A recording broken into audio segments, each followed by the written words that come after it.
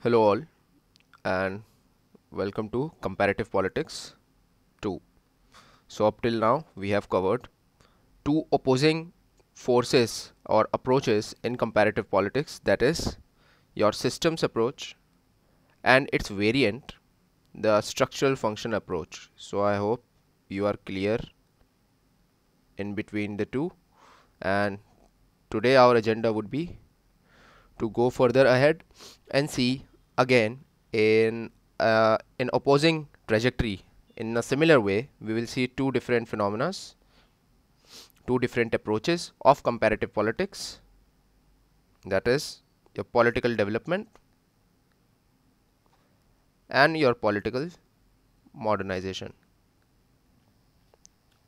Okay, so understand what we have to do according to our syllabus, just the major approaches.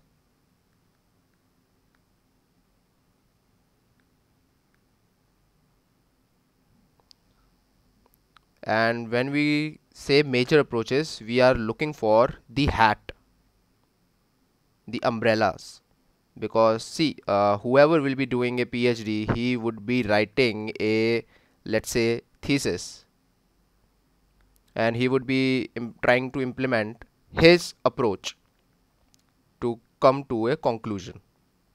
Now obviously we can't read everything about all those PhDs, so we have to read in such a manner that we are able to club them under a certain label. So we would be saying that okay, if Romila Thapar ma'am is writing something, then we can just put her in the label of she is coming from a Marxist perspective.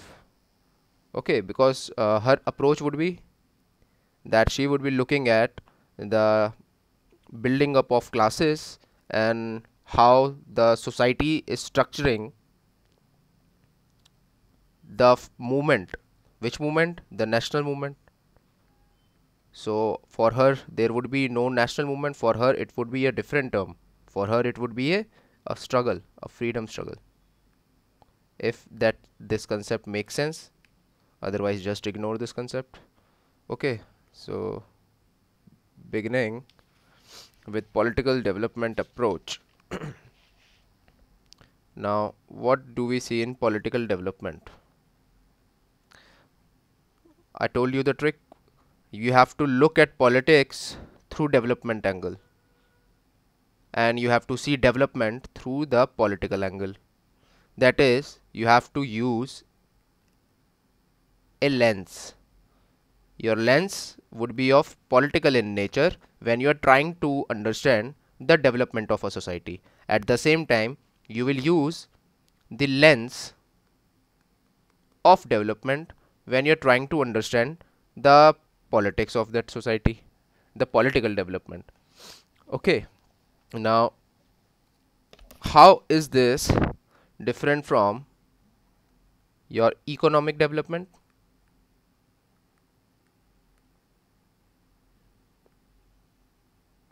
How is it different from economic development? So understand this thing. When we talk about economic development, we are trying to understand how economy and development are interlinked. That is, how one is benefiting or how a state is benefiting in material sense. Material sense.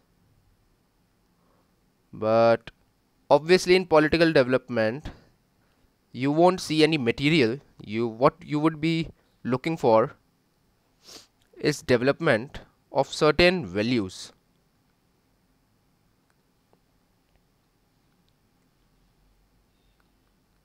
And which values to be particular? Here, democracy.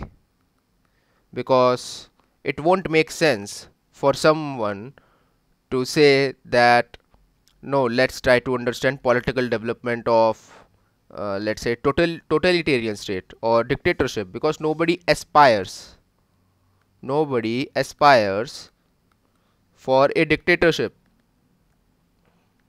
Who does? Have you heard any story about this, that some state is aspiring to become a dictatorship country? No. So democracy is the virtue or the value that we are looking for. So how would we be addressing political development? That how is a society developing its values which is helping democracy.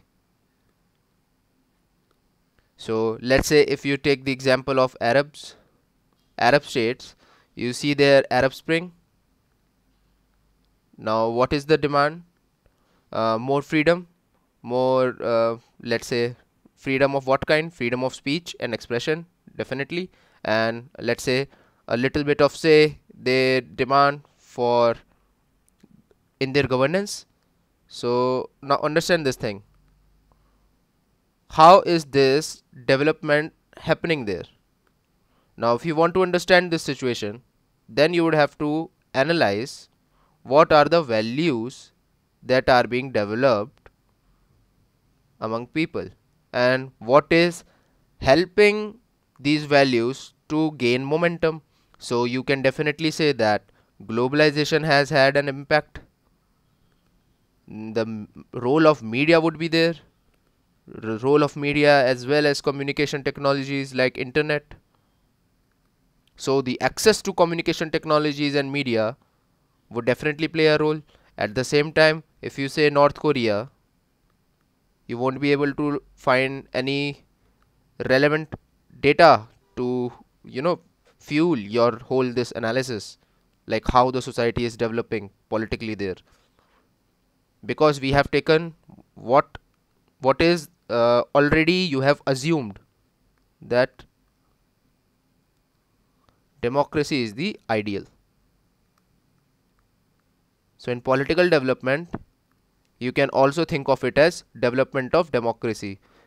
So if this is a this is a scale from 0 to let's say 10, you are basically trying to understand how is a society or a state moving in terms of where it considers acceptance of democracy. So let's say if this is North Korea here, and let's say if this is here Pakistan, then India would be here. Here would be let's say UK, US, Sweden, okay, and African nations, Arab nations, etc, if it makes sense. With that being clear, so we can say again that political development is as same as development of democracy.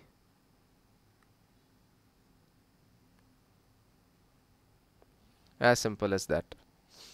Now what would be the, see, this is comparative politics, and comparative politics means that you will be doing comparisons, but comparison will always be upon certain parameters. You cannot compete two mangoes if you do not know on what parameter you are comparing those two mangoes.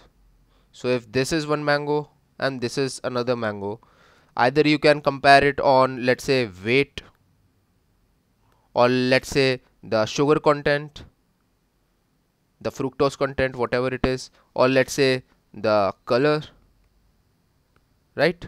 So these are certain parameters, and on those parameters you can give marks. So you can say this get 8 marks, this get 9, this get 7, this get 10, this get 8, this get 9.5, and you say that this one is a winner. So this is more developed, or let's say whatever is your analysis. So here if you are trying to understand level of development of democracy, so what would be your 3 quality parameters? Equality. Equality would make sense. What kind of equality here we are talking about? Political equality, or you can say political equality can be equated with political participation. Okay, so saying that J&K is a democracy would be true in one way, but then again you have to look at the level of development of democracy in J&K. So let's say, how would you say? You would say that let's look at a parameter, and you would say that compare it against another state, let's say Kerala, and you look at some certain election that happens in both places. So let's say local bodies administration. So local body election would be happening in J&K and in Kerala, and then you can mark how many people are actually turning up to vote. Here the number is very less, here the number is very high. So you can definitely say that in terms of, or in the parameters, the sole parameter you are looking at, equality, that is political participation, you would say that J&K is not very developed politically, which means people there are not as democratic as people are in Kerala. And then you can come up with some justification as to why is that, or what can be done to, help grow that value, the democratic values in J&K, if it makes sense. Again, a hypothetical example, make your own, create your own. The second would be capacity.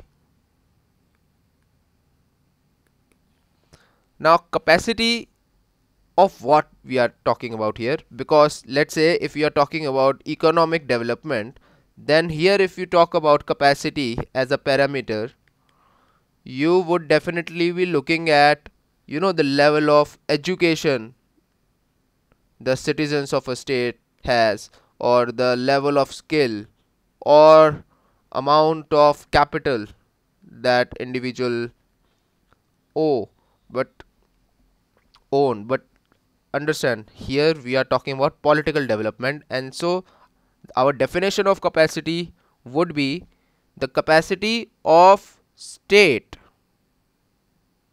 In what sense? What is state required for? The state is required to enforce laws. So what you are looking at, the capacity of Indian state, let's say, to enforce laws in India. One reason why we say that India is a soft state. If you look at India in contrast with USA, you would say that in USA there are stringent punishments for all crimes. Let's say you do a small shoplifting and you will be sent to jail for 6 months. There will be a police investigation, they will get the trial conducted, have a verdict in time bound manner. In India, that is not a case. So we would say that the capacity to enforce laws in India is not that high. So we can say India is a soft state.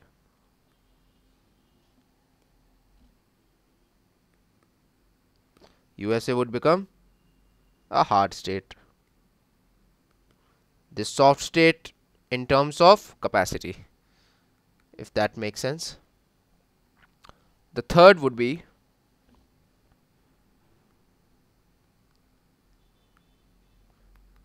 differentiation. And what do we mean by differentiation? We basically mean specialization. Specialization of what kind? Functional specialization, if that makes sense. So understand, where would we be using this political development approach? Can you think of a use case where you would be using this political development approach to analyze the situation. So you would say that, sir, in developing areas, we can definitely use these. Developing areas, like those countries which got independence after World War, the newly decolonized states, like those in Africa or Arab, Western Asia. Can you use this approach for newly independent state after the collapse of USSR? So definitely yes for those two, because you are technically trying to see or come to a conclusion as to how or why or on what basis the society is getting developed politically towards democracy. Now I am emphasizing again and again upon the term democracy, democracy, democracy, because you have to understand how it makes sense to have an opposition for this approach, and that would be your political modernization. And one true sense in which political modernization would emerge is by directly commenting upon the relevance of democracy, or let's say the too much importance or emphasis that is given in political development approach. Because what is the basis that you are looking for the development of democracy and equating it to the development or the political development of a society? What is the rationale behind that? There is no rationale behind it. The scholars of the political development, let's say Lucian Pye or F.W. Riggs, they have just directly assumed that democracy is the way and democracy rocks, and we will just analyze where a state is in terms of its path towards democracy. Whoever will be near to it will be more politically developed. So here rank 1, rank 2, rank 3, it does not make sense. Why are you saying that democracy is the, let's say, the prime virtue or the prime value? Why are you looking or saying like that? Hence comes your political modernization. And what value addition it gives? It says that let's create a new parameter. So we already have equality, we already have capacity,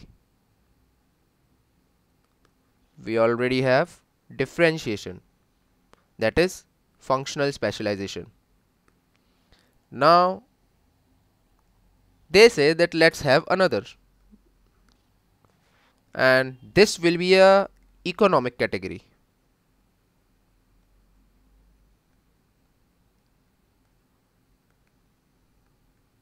This will be an economic category, because understand, the political development approach is not able to give us answers as to why we see the rise of China, because China is nowhere going towards democracy. If this is the chart and this is the pinnacle, the peak democracy, then China is not moving towards democracy. Yet it is getting developed. You cannot say it is not getting developed. So what do? We add another category, and it is a special one, it is an economic one, and we use this so that we can give certain, let's say, justification as to why China is being like it is being today. At the same time, it is also an attack on political development approach, because they are saying that democracy is not The pinnacle, you should not see that, you should not require that a political system, what is a system? Elements interacting among each other. A political system should be moving towards Western liberal democracy. There should be this movement, and then only we can say that okay, you are getting politically developed. No, this is not required, this is not needed. We do not see this happening in China, and China is doing good for itself. So how would you explain the political development of China? It is not going towards the Western liberal democracy. So you would say that see, countries will go towards modernization.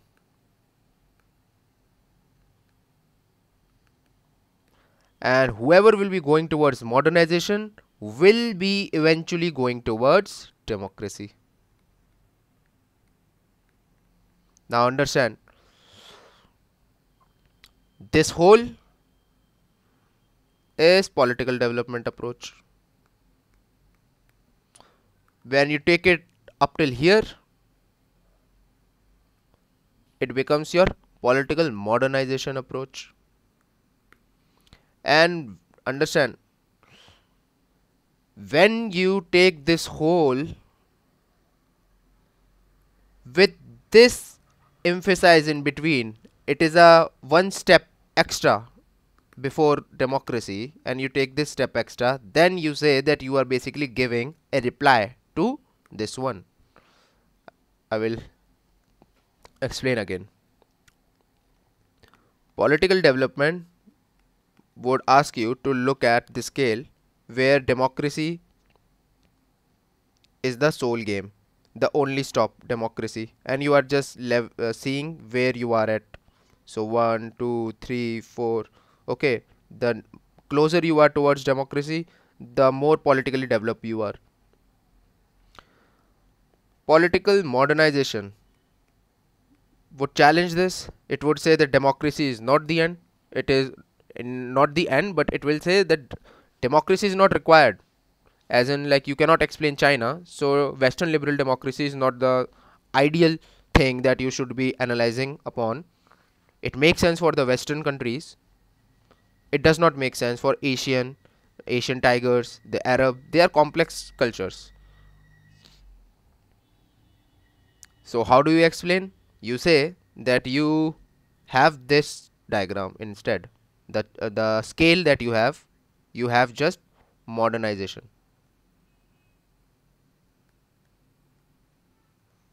Modernization. And what is modernization? Modernization is just the addition of your fourth parameter, that is an economic category one.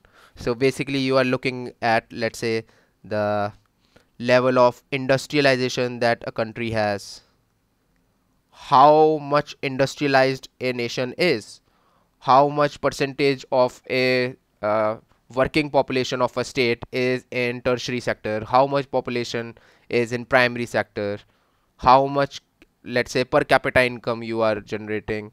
So these are the things that you will be looking for in this kind of comparison. So if a nation is like, let's say, Saudi Arabia, per capita income, good. Is it politically developed? No. So if you use this, then you will say that Saudi Arabia is not at all politically developed, but political modernization would say that it is doing good. Why? Because per capita income is good. It is having this parameter working for it. Okay. And now understand the political development scholars. Now what would they feel? That our target of, marketing democracy has been invalidated because of this China, and the need to justify China's development. So how would they come with the solution? They would come up with saying that have another chart, let's say this one, and democracy being the virtue that you are looking for, and they say that just add one interval, and that is modernization.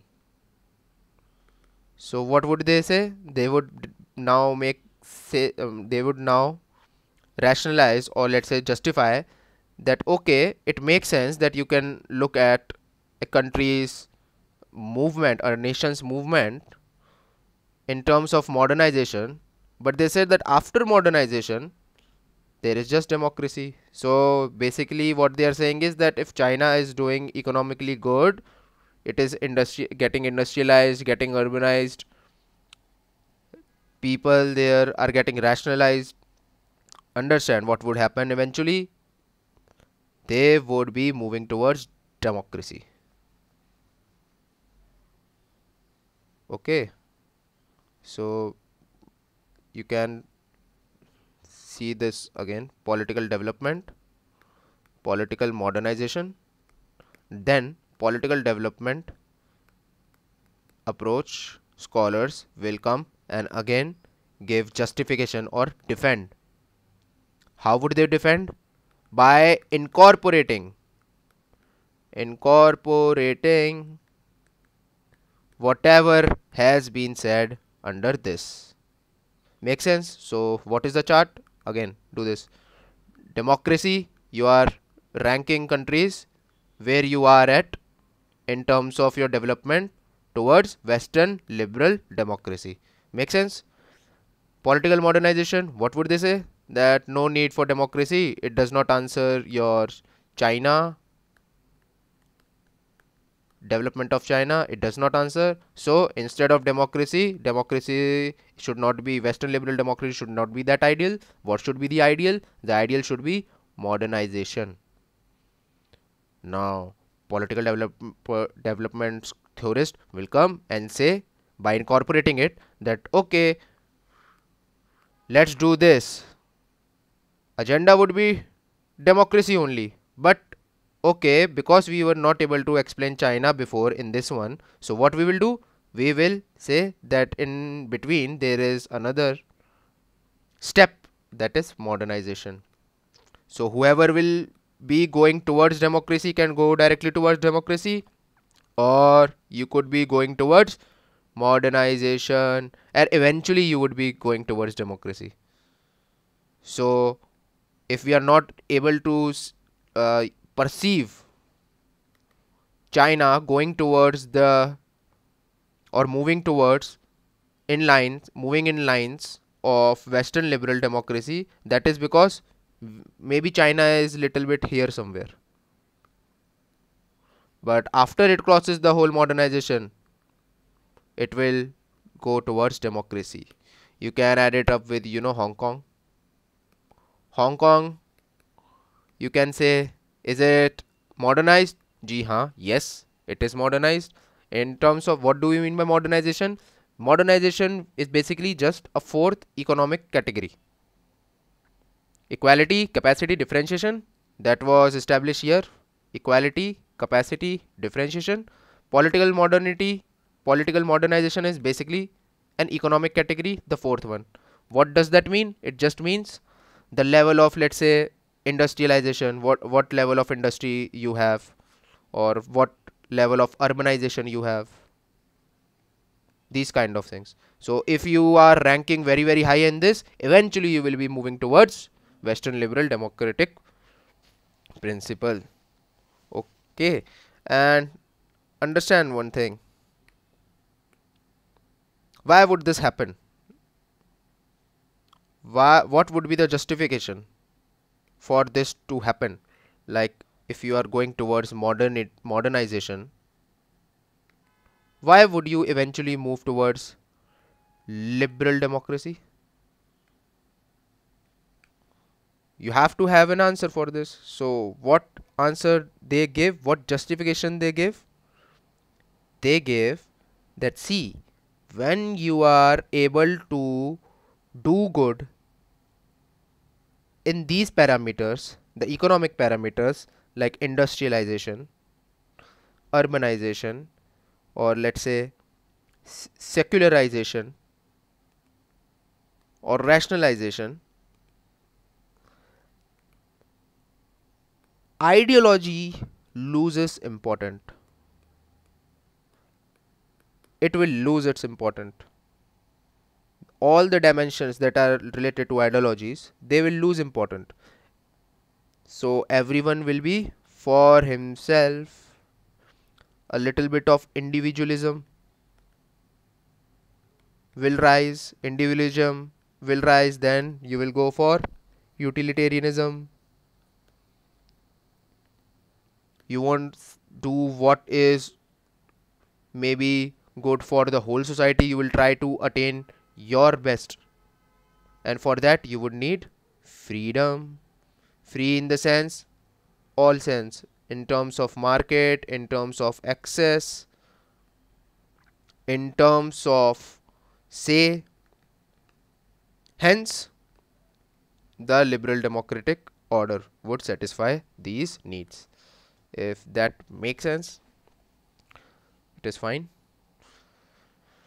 Now moving further, let's talk about political culture. Political culture. So when we are talking about political development, it would seem like we are trying to understand people, but are we?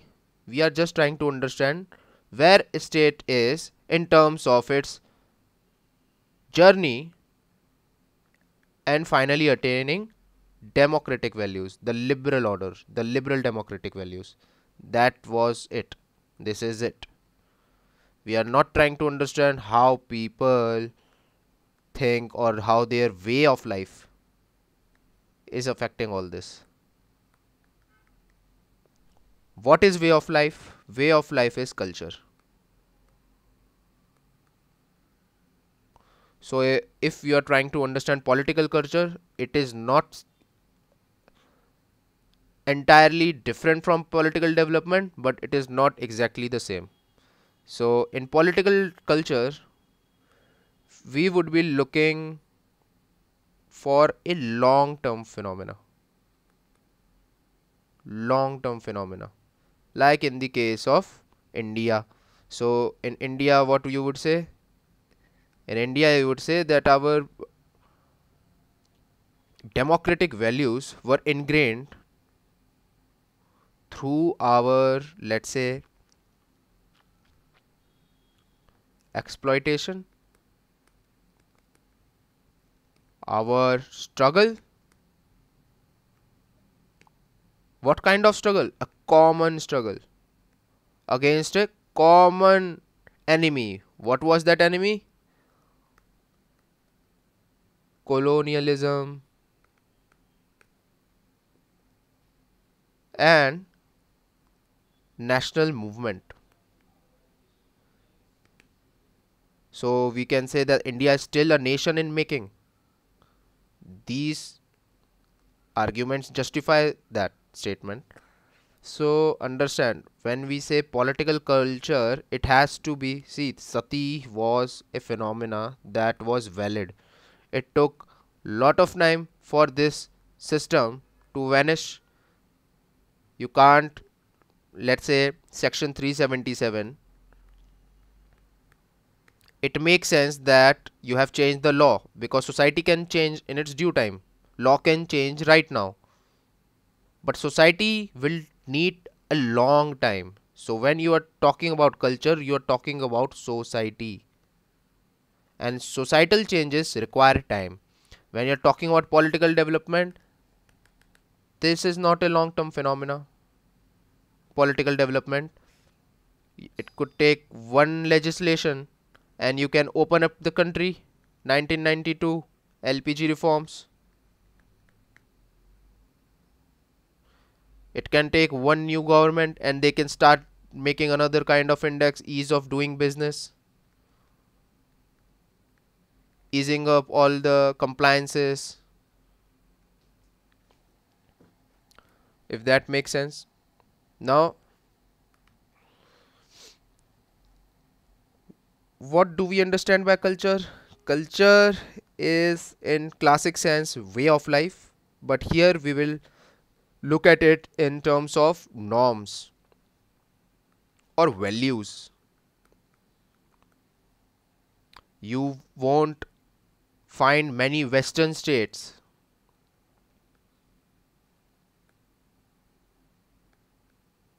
in Europe having capital punishment. Capital punishment at the same time would be a common thing in Middle Eastern countries.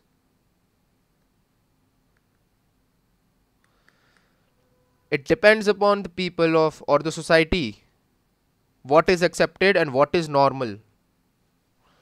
A woman wearing, let's say, modern clothing in a rural society would be seen as an offense or something weird. But in New York, in Los Angeles, it won't make any difference. It is normal. So the values and norms, they will be defined by the society, and they are long ingrained, long time taking, common sense building things. They will be defining what your common sense is. Okay, so you can also see that if this is a political system, if this is a political system and in your political system different elements are interacting with each other. Now these elements, how they are interacting with each other, what is normal to interact in, what is the way that different elements in political system can interact, that norm will be set up by the culture. So it would be better if you call or look at this culture in terms of civic culture. Civic culture, norms, values of society. Okay, and why we are saying it civic culture? Because we do not mean to say culture as in like your art and culture. You can say this culture, this civic culture or this political culture is basically a subset of the whole phenomena of culture, an important one, just like development. So if development is one aspect, we can say economic development, we can say political development, we can say social development. Like in preamble, the justice of this nature, justice of that nature, justice. So we are just trying to understand one subset of culture, and that is political one, that is civic culture. Now Hannah Arendt you have read, so civic culture is there. Civic participation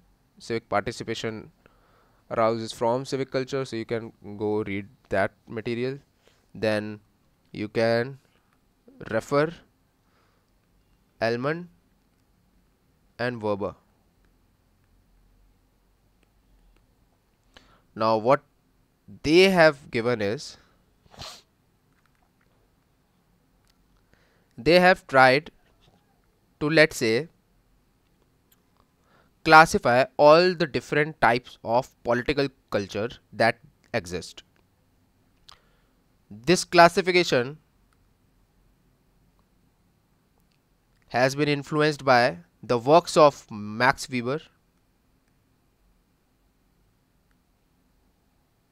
and his ideal type studies, plus the input output model that we have done last time of David Houston.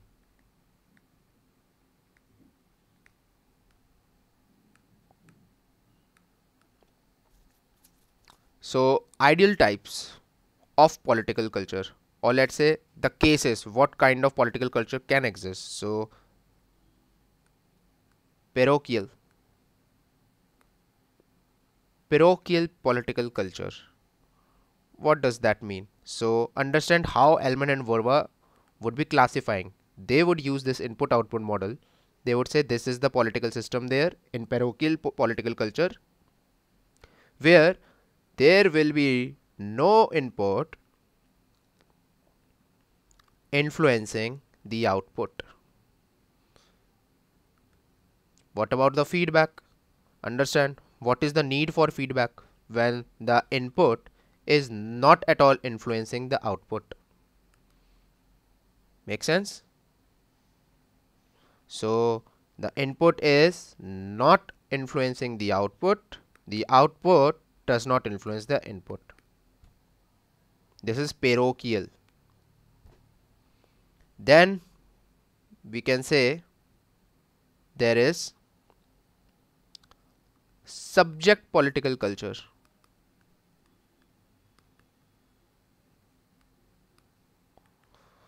Here we see that the political system would have an input, will have an output, but again the input does not matter, the output matters. So understand, once it was two crosses, this does not affect this does not affect this, nobody affects no one. Here the input does not matter, the output does matter. So if you need to take an example, you can say, let's say, a reactionary political culture.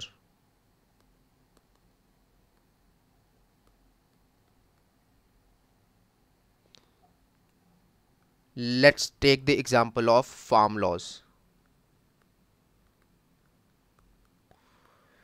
The political system took no input, as has been, let's say, alleged that there has been no input that has been taken from the, let's say, the stakeholders, that is the farmers or various unions or groups, whatever, even the opposition.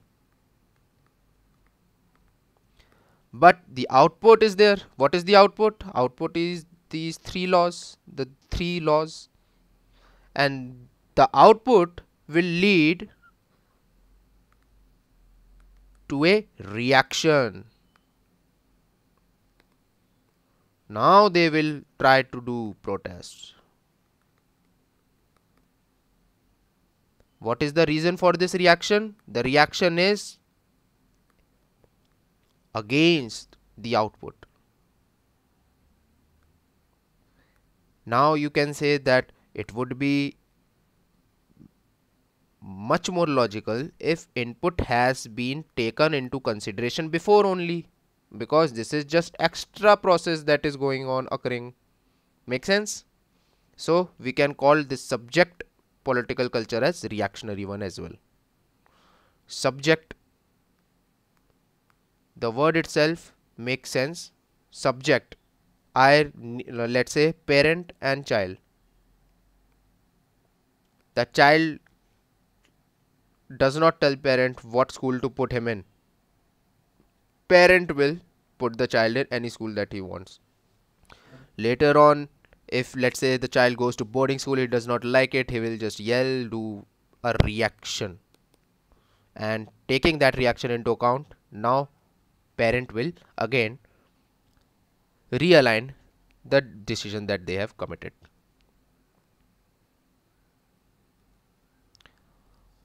Then there could be a participant political culture. Now, as the name suggests very well, participant. So here the political system will take into consideration the inputs and the output. So the output would be affecting the input would be affecting the output. So you can say tick tick. So cross cross, parochial, parochial. Nobody cares about previous one. This does not care about this one. Let's say middle class of India. Now middle class of India is a section which does not give much input in the policy making. At the same time, it does not keep itself dependent upon the output or the various schemes or the services that the state provides. So the middle class, you can think of it, operates on its own. Make sense? Input no, output no. Then we say subject, where there is no role of input, there is just output, no consideration of input. Because the input has not been taken into consideration, it will lead to reaction.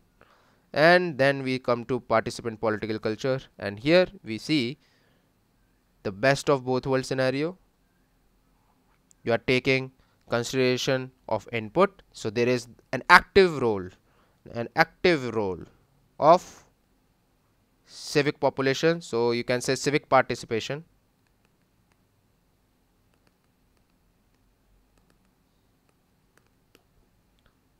What example country you would take? You would take United States of America here, or let's say Switzerland, or any Sweden.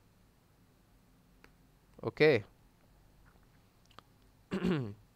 If you have to give example of participant political culture from India, then you would say that Jan Lokpal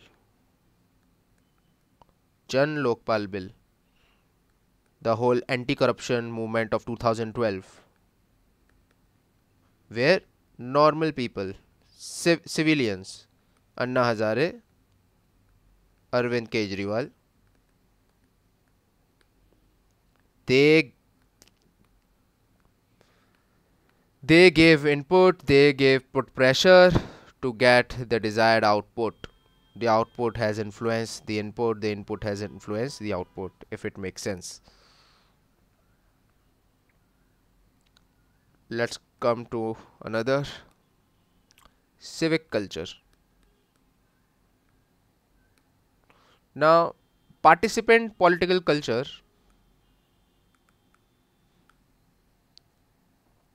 has already taken into account best of both worlds, two ticks. So what is this civic culture?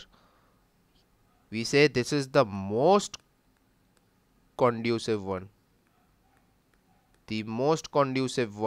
for the development of a democracy. But what is it? What further I can take? I have already taken one cross. Let's say I have already taken one cross, one tick. Then I have taken both crosses. Now I have taken the best of both worlds as well. So what else is left? What else is left is the combination of all three. So parochial plus subject plus participant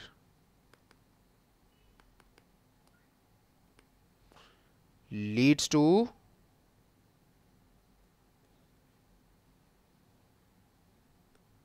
civic culture. So no input, no output, influence, participant, input, output. In subject, you won't be using input, we would just be using output, if it makes sense. Now, so you can say that civic culture is nothing but a more balanced form or more practical form of a political culture. Now, again, there is a problem with this civic culture, which is a problem inherent with democracy. Because if the society is very, let's say, less educated, or it does not have those values ingrained in them, then the democracy turns into mobocracy. Similarly, if you have excessive civic culture, if you have, then it can turn into mobocracy again. Now, this is again, as I said, it is inherent problem with democracy. Democracy has this issue that it can turn into mobocracy. And when that can happen? That can happen when you have excessive civic culture. You having Karni Sena, etc Senas, Ram Sena, whatever those are, that leads to issues like lynching, mob violence, and in those times, leaders, what kind of leaders? Demagogic leaders who will just try to utilize those sentiments and further polarize the situation will rise. So, what is the ultimate fear with excessive civic culture, or let's say, or you can say, the drawback of democracy, or the, let's say, the fuse that democracy circuit has is of it turning into a fascist state or fascism. Have you seen this anywhere before? Germany, Hitler, etc. Okay, so with that, I guess we have covered most of your comparative. No, wait, one more is pending, so we will do it right now only. Let's do political sociology.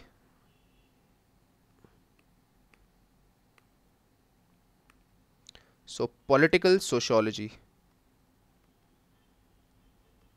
Now, in comparative politics, we are using these terms, political sociology, but technically, what we are going to study, we are going to do Marxism, comparative politics, Marxism in comparative politics. That is it. In short form, you can remember it like this. So, understand, this is not a new thing. Aristotle started this. Aristotle started what? Aristotle started sociology, the study. So he has been called father of this political sociology. At the same time, Marx has been referred to as father of modern political sociology. So classical political sociology, Aristotle is the father. Marx, you can refer to him as father of modern political sociology. Now understand what we have to do. Marx, modern political sociology, why is he giving it? He is giving it to understand politics. What is he using to understand politics? He is using the basic structure of society. You must have had done this in your paper 1. Basic structure of society. So see the simple trick, you have to use sociology to understand politics, politics to understand sociology. You have to use the lens. That is it. So you are trying to understand the basic structure of society, and then you are trying to give a theory as to why this kind of politics is occurring. At the same time, you are trying to give explanation for the basic structure of the society through politics. Why the politics, or how the politics is affecting, that is, in his terms, the creation of classes or the class wars, all that. Now, who will give opposition, or let's say criticism to this? So you can say Weberian school or Weber would be giving, what would they be saying? They would say that it is whatever Marx is saying in his modern political sociology approach is nothing but monocause. That is, he is just explaining everything on the basis of one cause.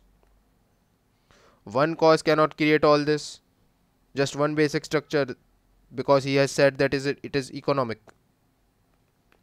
has explained everything. That is not possible. This is their argument.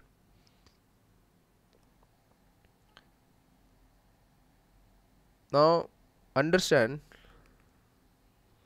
the times after World War.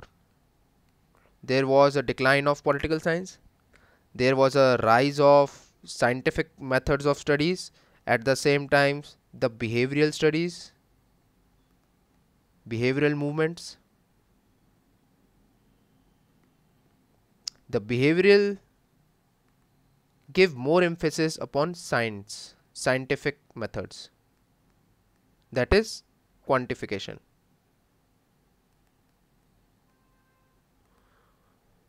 Now because Marx is saying that his method is scientific, he is doing that because he believes that he is using economy or economics, and that has an element of quantification in it.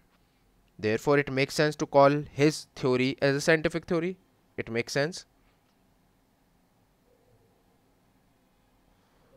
But understand, what political sociology does is that it makes politics too much dependent upon society, where is the angle where you say that Nehru had a charismatic personality, so the role of leader has no say. You are saying that the society is dictating the politics and politics is dictating the society. No, that is not like that. It is not just right or left, it is gray. So there was a fear in the whole political science field, the whole area, that there would be no political science as a separate field in future, and it will just be a subset of sociology. So there will be sociology, and then in that sociology one would be studying political sociology, and this is where one would be able to read a little bit about political science, etc. That was a fear, but then again it made no sense, because obviously you cannot, these things are complicated with the rise of new things like human rights and your Immanuel Kant and your Rawls justice theory. We will see that political science will re-emerge as a field which has the power and capacity to give answers for our political queries, if it makes sense. So understand, what is political science? Political science is basically study of state. Study of state. State and its how it manifests. It manifests into a sovereign power. So basically power relations you are trying to study. This is what political science is. Studying the state. Now understand, political sociology is a hybrid discipline. Hybrid means that it is a mix. It is not just an approach, it is like more than that. So in according to, if you go by Theda Skocpol, she would say or demand bringing the state back in.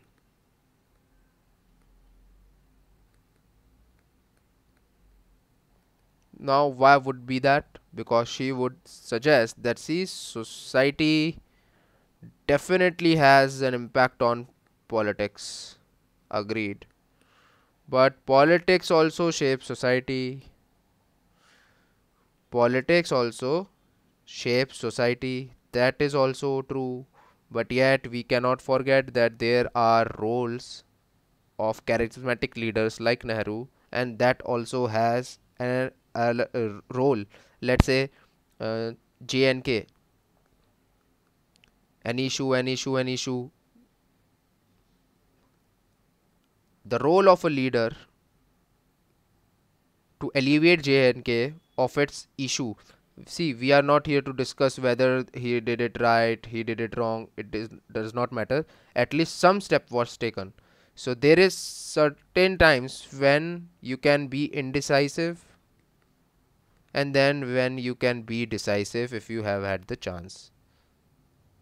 If you are indecisive, you are at the same point. If you are decisive, either you could be right or wrong. Time would tell, but at least a step further has been taken. So there is a role of leader, definitely. So we cannot say that. Now understand, leader is not society. Leader is his personality. So you can say that political sociology is a hybrid. Hybrid in the sense, you cannot bifurcate it, or you cannot say that it is a entirely different field. It is a hybrid of sociology and political science, but at the same time it is a little bit more than that, and you cannot completely, bound make a boundary for it. You just have to be there, or think of it from that perspective. You can think of it from neo-institutional.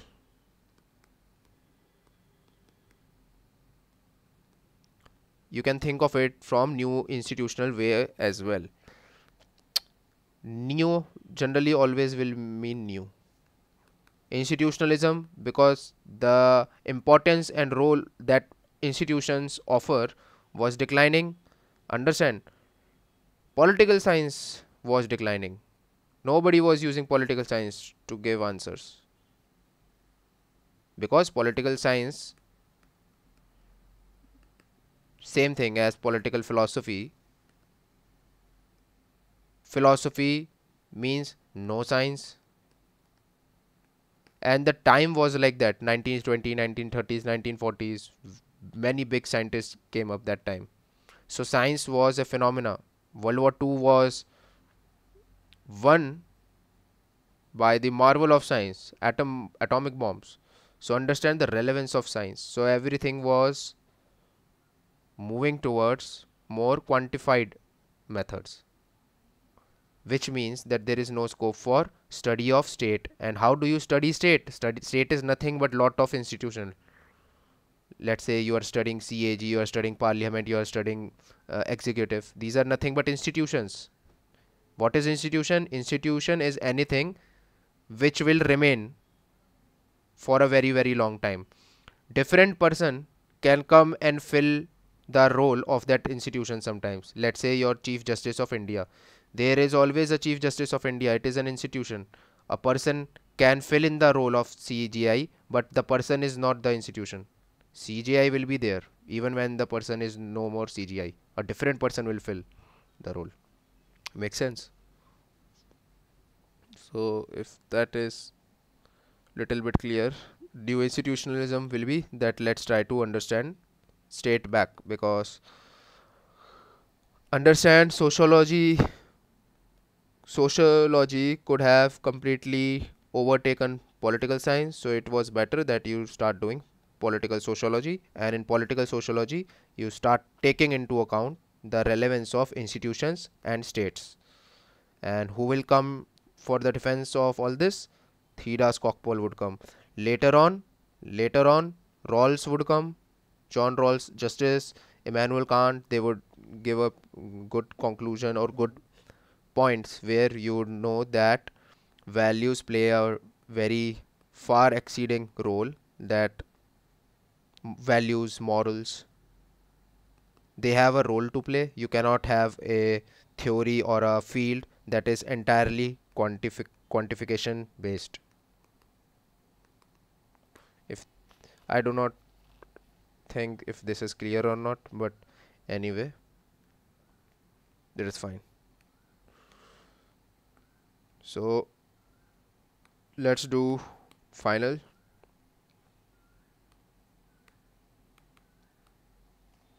Political economy.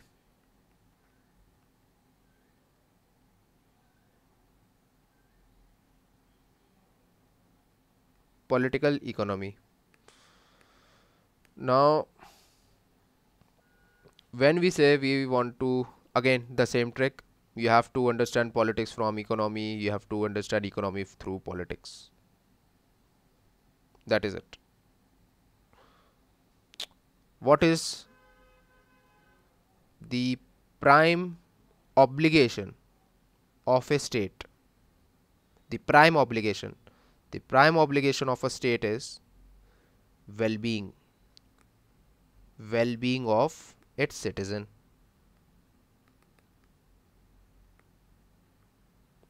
What kind of well-being are we talking about?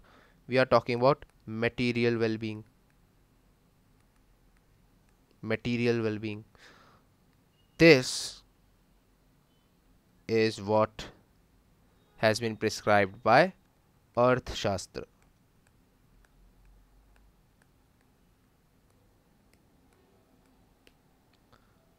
This you can say is our Indian version of political economy. So it is not a new phenomena. Then we move to the first tradition when it begins in West, and we see Adam Smith. At a time when mercantilism was at prime, Adam Smith in his book Wealth of Nation,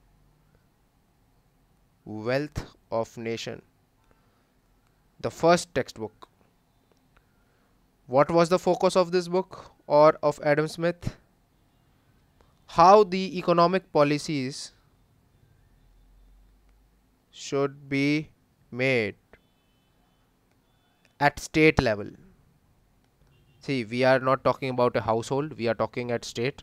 So at state level here also, state level here also. So state level economy, macroeconomy we are dealing with here. Then we see the further movement in this whole dynamic and the coming up of classical and utilitarians.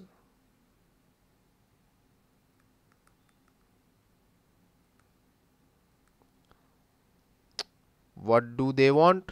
They just want to make profit. As simple as that. They do not want any interference in their pursuit of their pleasure. Pleasure can also be equated with profit. And they do not want any interference. So, a laissez-faire affair. Who would be the proponents of this? You can write it on your own. Classic Bentham, Ricardo, even Smith. Then the opposition would come to this.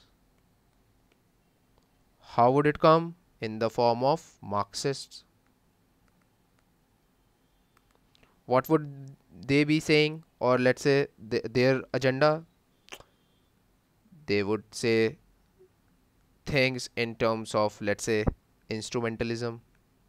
State is nothing but instrument of capitalists, so they will define that. You have done that, so read it again. So Marx, Lenin, Rosa Luxemburg,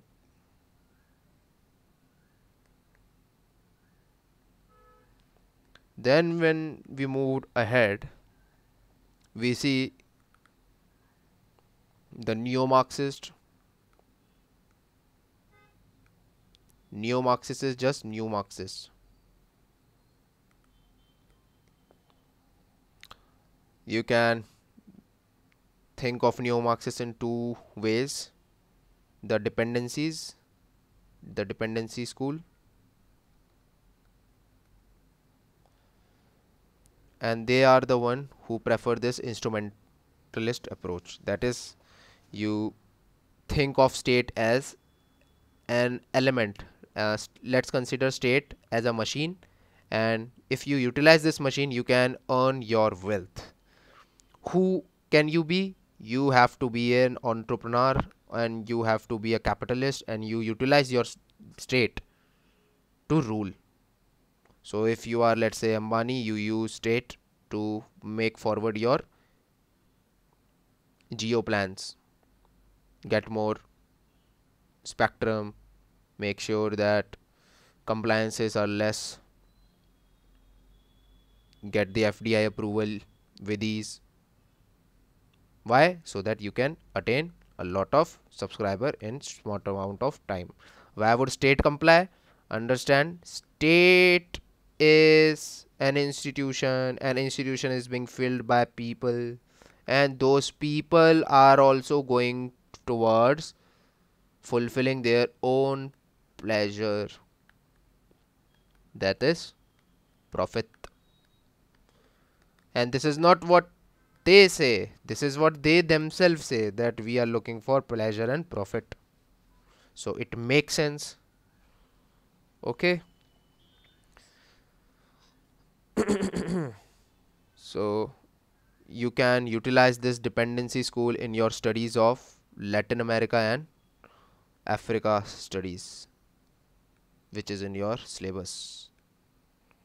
Okay, then another would be your structuralist school.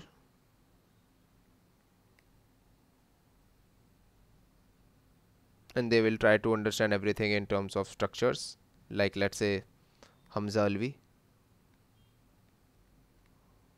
Hamza Alvi and studies of South Asia. So they will say that the society does not have the desired or required or the prerequisite for the establishment or implementation of a high value principles like that of democracies in South Asian countries. One reason why, let's say example Pakistan, democracy was not able to stay or linger, in fact anywhere in South Asia, exception being India, because India had the culture.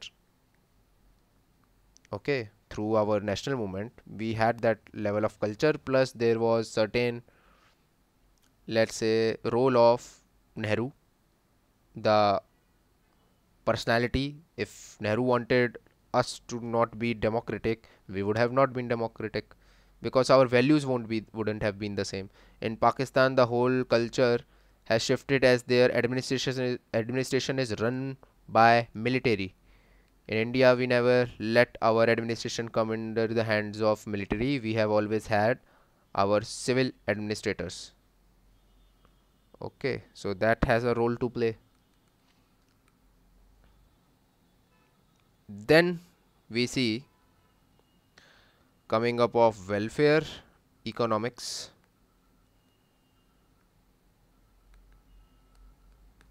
with the likes of Amartya Sen, where we talk about what kind of principle? We talk about principles like human development.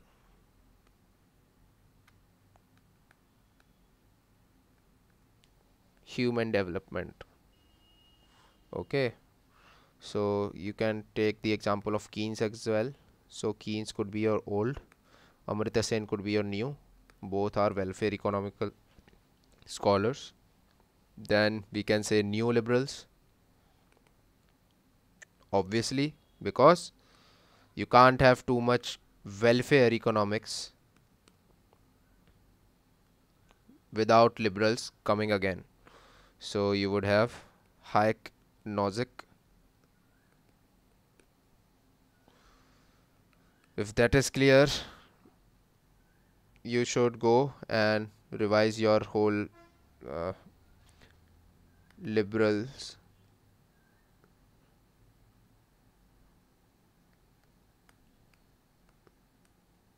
liberalism in your ideologies. That would be the right time now, because anyhow you have to write only the whole entire evolution in this.